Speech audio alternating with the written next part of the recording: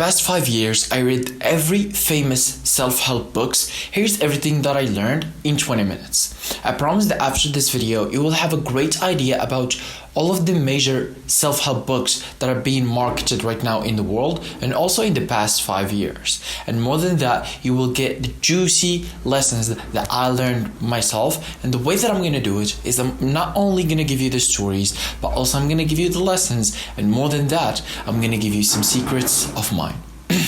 So it all started about 5 years ago, probably 7. I was 14. I was making I started making videos and I realized, well, self-help is just part of it. So I realized that that's my thing and I have to start reading these books. I started reading Rich Dad, Poor Dad, which is, it's an awesome book. If you want to read it, obviously, if it's your first time, you have to read it, especially if you're a male.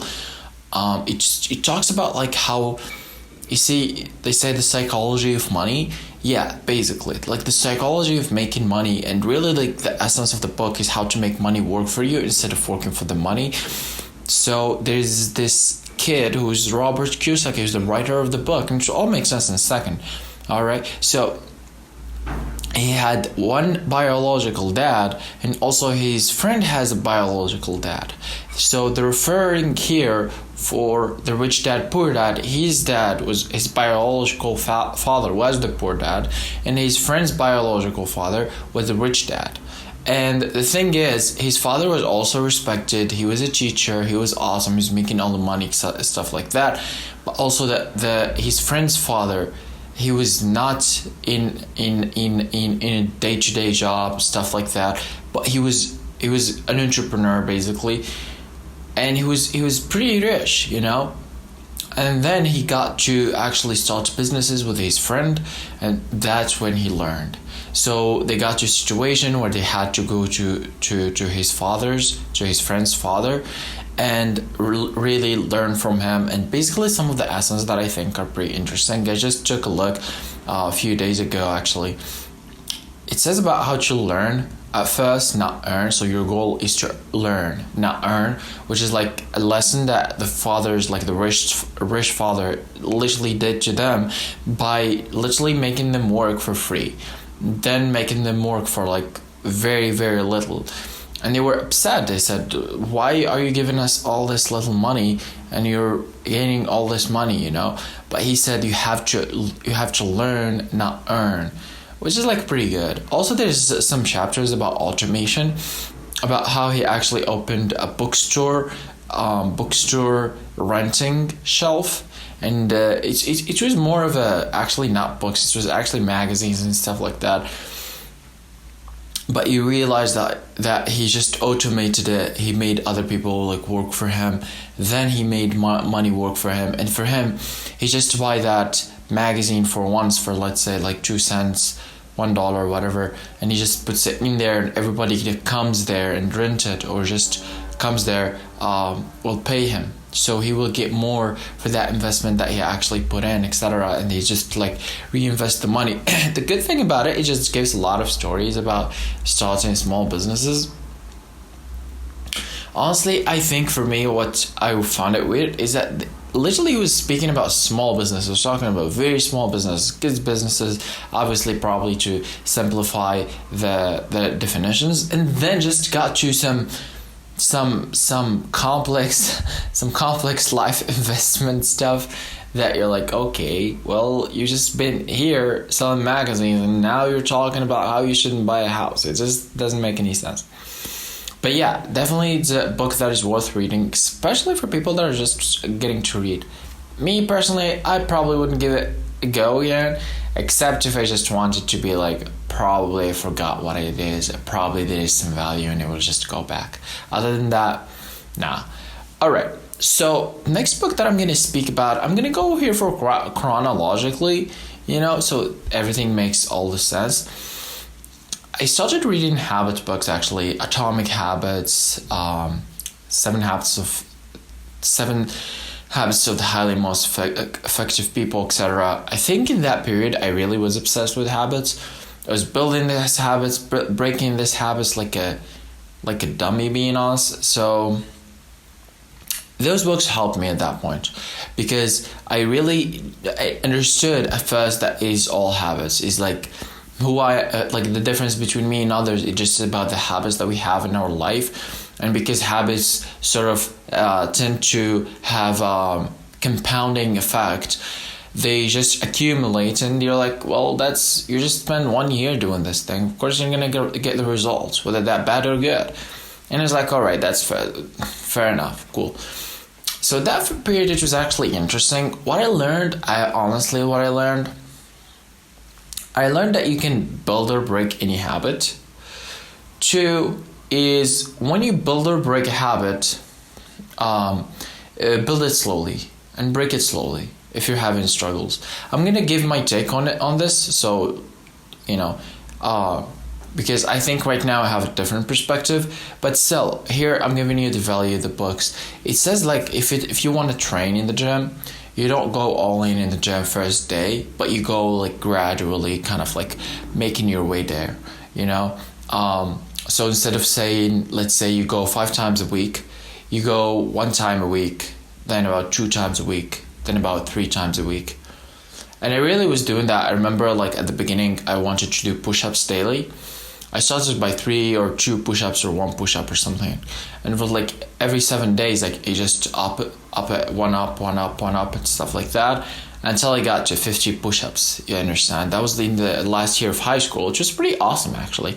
Doing 50 push-ups every single day and stuff like that, which was pretty awesome. And also I was doing it like variations of styles of push-ups. But the thing is, I honestly believe that now, as I see habits, I think there's habits that will not, because there is habits and there is also stuff that are mixed with habits. So not everything you do is habits. So like food is not a habit, it's a necessity, it's stuff like that. So there is also patterns, psychological patterns. Like that's not habit, but also like you have to just cut it off. And basically the way you cut it off, like when it's psychological, I was just reading this line from the book, The 4-Hour Workweek. It was talking about not being negative and not complaining. It's a pretty awesome book, by the way. And he was talking about how there is a way that people do, which is like wearing a bracelet for 30 months or 31 days. Not 30 months, 31 days. You cannot complain. And the thing is, if you complained, you switch it to the other hand, everything resets. It starts again, like 31 days, 21 days, whatever you're doing, it starts again. So this helps you build the discipline of just getting off the negativity. And even like in other stuff, Think and Grow Rich, which are, I'm gonna, like everything will make sense in a second. Think and Grow Rich also speaks about like negative thoughts. It's just like when you complain, it's just negative to your brain. So like just stop it. It doesn't matter what it is, it's just negative. So it helps your unconscious mind to recognize that it's negative, and your unconscious mind basically what makes your reality happen. So your reality by consequence will be negative. And it doesn't matter what you're saying. It just is it negative or positive and stuff like that, which I think pretty awesome from the 4-Hour Workweek to mention that thing. So these patterns, like the way of the bracelets and stuff like that, this is not a habit. Like you're not gonna build a habit to wear bracelets. It's just gonna wear. It's not a big deal. So I think this is the line where you draw, because the books obviously have to sell. So they sell it as like the one key solution for every problem. All right, it's like everybody's suffering from habits and stuff like that, sure, but not everything is a habit though, because you have to comprehend what's a habit. Habit is something that you do regularly, and that's it. And you just like you forgot that you started that in the first place. Now it's just something that takes place and it has an effect on you. That's why you want to change it, whether build it or break it. So yeah. And honestly, there is a lot of stuff that we have in our lives. Like as an example, I had something in my life and I was reading these books to help me do that, and I still didn't do it.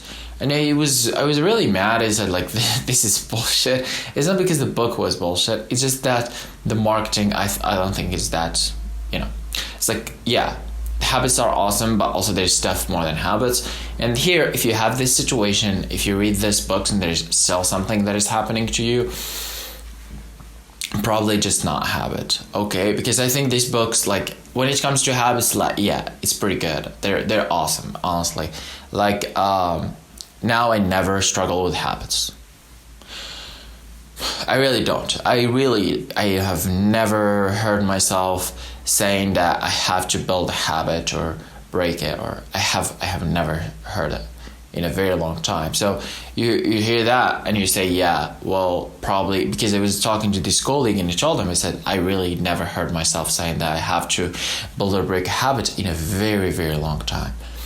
I said, yeah, you're just in a different stage. I am in that stage where I have to read these books about building and breaking habits.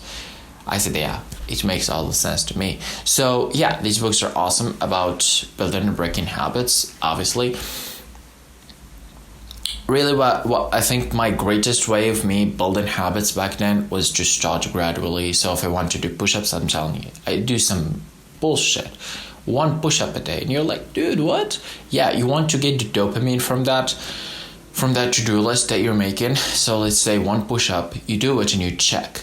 That was for me like the dopamine, right? And I still do it to this day. Like I have 18, probably more. I have like 20. I have 20 to-do lists every single day, right? I would say 4 are not like to-do lists. So 16 to-do lists every single day. I have to check them. But yeah, it's like, and the thing is, I think like with the book, it talks about how you should never skip a day. I think when you do to-do lists, like right now I do to-do lists that are repetitive. So it's not as if before sleep, I'm going to write down what I'm going to do tomorrow. It's just that I just have analyzed like 30 months of my life, which is about 3 years. So now it's more 36 months, so really 3 years. And I realized like what I was doing, everything, like all my habits basically. And they just classified, like I did an analysis, I did it myself, I did it with AI too. So it sort of helped me to do this. And I just found out the habits that actually help me to become the best version of myself, and the habits that helps me to not become the best version of myself, like makes me go the other way. And really, like what I did is I'm going to do this, I'm not going to do this. Is it that simple? I got it and I put it on a to-do list. So I don't have to like every day think about what I'm going to do tomorrow. And like the tasks differs. So we're talking about 3 years. Obviously I was doing different stuff. I was in college, I was in high school, got out of high school, got in college, finance, dropped out, got in nursing college the year later, got suspended for 1 year, so repeated the year. So like you got also like back to nursing school, nursing college. So like we have college, we have dropping out, we have obviously now I'm in college. So we have also the period when I was only studying one subject. I had high school, so there's a lot of different things. But still the to-do list didn't change because the habits never changed. And really I think if there is one thing you can take from this book is the importance of habits. And I think also like part of it, because I just don't care right now with habits, and the thing is that I say to my friend that I really haven't thought about building or breaking a habit in a very long time, is also this way that I did. It simplifies a lot of things for me, so I don't have to pick and choose the habits. I just know which ones are working, and I just have to do them every day. The thing is, if I don't do them every day, like let's say there's one day I gonna give you an example. There is one day that I didn't socialize. It doesn't matter because tomorrow I will also have the chance, because this is repetitive, as I told you. And also I do it with notes. No, not notes. I did it with reminders in my phone, in my iPhone. Probably should go to Notion and stuff like that. I still didn't get to that, but I just use my reminders on my iPhone. So if I don't check the box, it just say like that and it stays with the date. So it always has the date that I didn't. So let's say today I didn't do it. Okay. Let's say it's 1/1/2026. Let's just say that. So I didn't do it today. Tomorrow I didn't do it. So 1 week later, we're 7/1/26. When I go back to that task, it will be there here. You had that task like 1 week ago, 1/1/26, stuff like that. I think it's pretty awesome to track also habits. I haven't really seen has like a very big difference in terms of tracking. That's why I said Motion earlier. So Notion. So probably if you want to get into this, probably use Notion. It will save you a lot of time. Personally, I didn't choose it, but I've seen some clip that people have a good tracking. So really you can track like your habits. So instead of me just looking at what's the last date, it can like represent it in a graph or something. I think that's pretty cool too.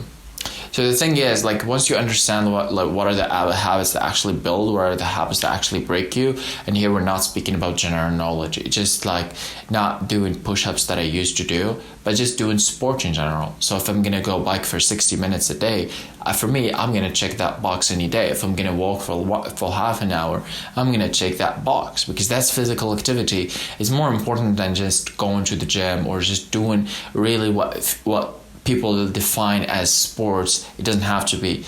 It's more important to do the physical activity that is needed, because that's what you want to do. And for me, I prefer something that higher my heartbeat rate. Okay, so because that's like I've seen pretty much a psychologist speaking about how really when your heart rate goes up, psychologically it's better for your mental state, whatever.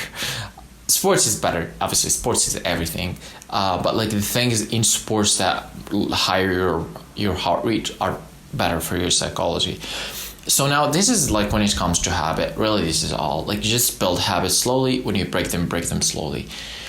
You just have to be careful with stuff that are not habits. There's stuff that are not habits, they look like habits. I call them disguised habits. Those you have to do an analysis of yourself and actually whether choose to use them as a motivation. So if you know something that is not a habit, so you have just to keep doing it. You just use it as a motivation. I was speaking to my friend the other day, he's my colleague, and he said, look, you have this thing, and he said, it's almost as if like a habit. I said, look, it's like, you should obviously try to stop it. Other than that, you have to use it as a motivator. It's like, okay, I'm not gonna stop doing this thing. I must just make a milestone, giving myself the reward of doing it. You know what I mean? If it gives you dopamine and you're keeping doing it, just say, as an example, I have this goal. It's like when I achieve it, don't make it like 3 years in, okay? A couple weeks, stuff like that. A few months max, okay? And say, well, when I'm gonna achieve it, I'm gonna do this thing. It's like right now you're playing tricks with your mind. Really, you say to your mind, I am in control. I do whatever the fuck I want. It's pretty good. Now moving on to the, from the habit books to some pretty good books. So one book, it's called Who Moved My Cheese. Who Moved My Cheese is pretty awesome book. It's 30 pages. I recommend everyone to start reading it, actually. It's 30 pages. It's just as if you're reading an article, basically. It just like goes up, down, you're right. Just like you get to the other thing. And also it's good for actually starting reading books. I remember I recommended it to a lot of people. I recommended it to also like a girl a few years back. And I remember she was all into books later. But because it's 30 pages, it gives you dopamine. And you're like, oh, I actually like books. But it's better than just committing to Elon Musk's biography book. It has like 1,300 pages. It's obviously you started with 30 pages is better. 1,300 pages on books on iPhone. So this book's really what speaks about Who Moved My Cheese. The story is basically there's rats and there's humans all like the same size, and there is a maze. They run. So every day they woke up, they put their shoes, whatever, they run. They run looking for cheese, so they eat there, so they survive. Every day they do the same thing, blah, blah, blah. Good, cool. One day they found this big room that has so much cheese. They're like, oh, this is a lifetime supply.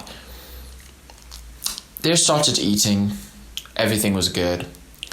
One day they woke up, nothing was there. Okay, so the rats the next day put their shoes when they're looking for the cheese, but the humans were a little bit slow. So they like one of them was moaning and stuff like that, and he was like, "Oh God, it's like why me? Whatever." It's just like weird thing, but it's like it's really the essence is like you have to get moving. It's like something happened. Oh, cool, move it. You know. Really, it's pretty interesting books. I think the only thing you can learn from it is speed.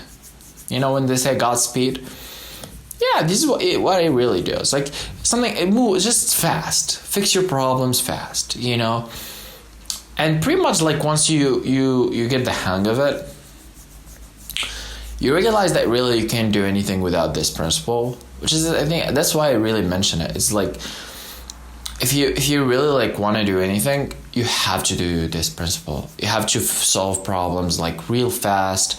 Other than that, you will just be wasting time. As an example, my teacher, he's a great teacher, by the way. He speaks like knowledge other than nursing studies. And there was this girl that was talking to him about something specific, and he said, well, if you're gonna just, it was actually answered him, but it said, look, you're gonna go through more things like this, and like you shouldn't be, as if too afraid about it, or don't let it consume your mental space a lot, And I was actually laughing, I was smiling at that, because I realized that, well, that's life. And this is what the book shows, is like, you don't find the cheese. All right, what did you learn? There's no cheese. What do I do? It's like, what the fuck can I do? It's like, they took my cheese. All right, cool. These humans, it's a maze, like, they took it. Yeah, right. All right, cool. I don't find cheese. I have no clue what it is. Obviously, there is nowhere here. Okay, so what I'm gonna do? I'm gonna go look for another cheese. You understand? It's like that simple. Yeah. This is really the essence. There's a quote that I don't know if it is from the book, but it just shows as like the people who do not adapt dies. You got the point. It's like fat, but it really, for me, the hardest or the most important thing you have to take from this book is speed. Godspeed, dude. You don't find your cheese, go look in another place. And he gives a lot of examples in the book, like how people actually have the same thing in their lives. But really, the thing is, you don't find your cheese, go look for something else. Or go look in another place. Now, all right. Now I'm gonna also talk about The Subtle Art of Not Giving a Fuck. It's a pretty good book. It talks about really just like how to not give a fuck about people, and how really you should just do whatever you want. The important lesson from the book that is not obvious in the title is that problems will exist in life whether you like it or not. So it's an inevitability. It's just that the people that chooses their problems and know how to deal with problems are the people that are gonna live better or just deal with it better. So it's gonna exist anyway. You might just as well learn how to deal with it. This is pretty much the essence of the book. It's like, yeah, of course you're gonna have problems. Of course, that's this fact will not change. So just really just get used to it and learn how to deal with it.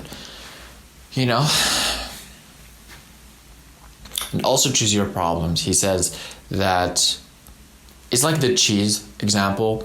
It's like the rat problem was there's no cheese, I have to look for it. The other problem was my cheese was taken from me and I am sad. That was the problem. It's like different. So you don't want to be in that situation. You want to be always in the strongest situation. There is also this quote from Andrew Tate. Speaks about like how I only believe in the stuff that empower me, not takes power from me. It's also very important, and also mentioned in other books as Think and Grow Rich and The 4-Hour Work Week. Pretty precisely, actually. Okay, awesome. Now, I think one of the most important books actually that I read in my lifetime is The Richest Man in Babylon. Richest Man in Babylon is a book that I remember a girlfriend that I had in high school. she read it and she was explaining to me all this world, and I was like, dude, it sounds like fiction to me. Not sure if I'm gonna read that, but really, like, this year I read it. It's awesome book. It's awesome. There's nothing less I can say about it. It talks about not only how to make money. It's like there's this fantasy world, obviously. It's pretty realistic. You can think that it actually might represent something in the past that happened. You understand? Or something in the present, whatever. But it's not true fiction. There's no Mars, there's no crazy stuff. It just on Earth there's a city, stuff like that. It's just the names are different. So there's this guy who's the richest man in Babylon. Babylon is the name of the richest city. And he was teaching this young guy on how to he actually accumulate and make money and get rich. And every year he meets with him. He tells him, what did you do last year? He tells him, and he laughs at him. He's like, no, you shouldn't do that. Here's what you should do. And they go through one process, like one step after another, so you can really like understand what's happening and what's the important lessons of every step. I think it's pretty awesome. Other than that, like not only this, like they stop this chapter, they finish it, and they go through other stuff. So this richest man, so now he become the richest man. Now he goes to this counselor or this meeting that he has with 26 people. This is a principle that also mentioned in Think and Grow Rich. Okay, it's called the Mastermind Alliance in Think and Grow Rich. But here it talks about how one of the most important legacies that this city or the world has right now is not only the wall or the technologies or whatever, or the money. It's really that council. It happens in this house. And they were speaking how there's like 26 people, all of them are rich. And they started speaking about luck too. And how really luck is not something you cannot control. But it seems that luck loves speed, loves preparations, etc. It's a pretty awesome book. I think I'm gonna give it another reading. Because honestly, not only that I did like the writing style, the writing style is awesome. Like he speaks facts in a very interesting way that you really want to hear, which is something that not every book does. A lot of books you find them just giving you bullet points, stuff like that. This book doesn't do that at all. He gives you. Also, he has chapters. It's not only just a continuous story. There's chapters, there's lessons, there's also direct lessons, there's indirect lessons. So it's kind of like always play with the principles. There's also other definitions like free man. Who is the free man? Who's the slave? And pretty much although it talks about slavery and free man as what it is, but when it's described and when it's actually like put into action, you realize that, well, it's not only that, but it feels as if it's describing the modern day. Although there's no slavery, but it's pretty much a metaphor. It's a pretty awesome book. Okay, this is all I'm gonna say. Because I mentioned how it's similar to Think and Grow Rich, I think it just makes all the sense to speak about Think and Grow Rich. Think and Grow Rich is a great book. I might say the greatest books of all. The reason why I say that is because the principles are just so overload information. It's insane. Because he spent 22 years writing it. He was hired by Carnegie. I believe I just seen that on a clip. Probably it's true. So, who was the richest man in the world? Back then, he was just studying the richest man. We're talking about Henry Ford, Edison, etc. He was talking about all the principles that they use. As an example, the Mastermind Alliance that I told you about earlier, they said like that's the most powerful thing that the city has is that council. Well, there is 26 of very, very, very good specified knowledge individuals in their niches that they will share their knowledge so everyone grows. Even Steve Jobs talks about this. He says the power of the sum is greater than the power of the same parts apart. And this is really what it is. It shows so awesome of a principle. And also talks about the energy and like the positive and negative thoughts with the unconscious mind. So I mentioned it earlier about how you shouldn't complain. And really, like, this book goes all in on it. We're talking about a few chapters all about this. It's like you have to, when you speak to yourself, you have to speak positively. Also, you don't allow people that speak negatively. Anything. It's not only complaining, but anything. Because our unconscious mind has no clue. He just knows what's positive and negative, and he just translates it into your reality. He speaks also about these phenomena that happens on how your unconscious mind is really like what's your imagination, and really not everybody has access to that except the people that train it. In order for you to train it, you have to mix your own logic and really strong. You have to have a very strong desire, very strong. We're talking about strong desire mixed with emotions. So you want to mix it with emotion, and that's the only way to actually access that unconscious mind, which is where it's imagination or hints or inspirations and everything comes from. It also talks about a lot of things. As an example, fears. Also, I think it's a pretty important chapter. It's the last chapter. He talks about how fears actually are one of the biggest limiting factors that people has to actually accumulate wealth that they want. Also, there is persistence. I think, persistence is also good. There's a chapter that talks about like the story of someone who wanted to work with Thomas Edison and how he actually burned all bridges, and it took him like 20 years, but he was an associate at the end of that. So this book is actually awesome. I'm going to add also another book, which is The 4-Hour Workweek. I'm still reading this book. It's awesome so far. It talks about like how can you reduce the time that you work on your business. It's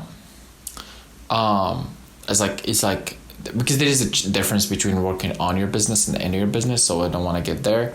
But the thing is, he just like the 4-hour work week. The reason behind it is like the book will help you to work 4 hours a week, but still do whatever you're doing, like in terms of money or more.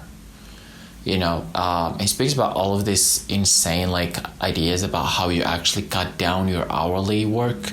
It's like if you're working, let's say 100 hours, you can just work 20 and get 80% of the results, which is the 80-20% rule. But it's really explained very in a beautiful way. There's also other laws like Parkinson law, which is you get a milestone that will take you, let's say, 1 month, and you do it in like 3 days, 1 week or something. You always like have to suppress yourself, so which pushes you to do stuff that usually you wouldn't do.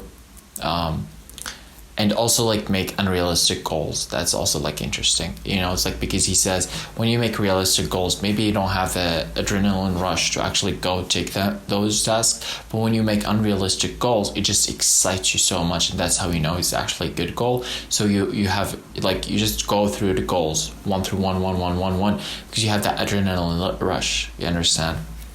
Look, as I promised, now you have a very good idea about the most famous self-help books out there. And not only you have the stories, not only you have the lessons, but also you have the secrets.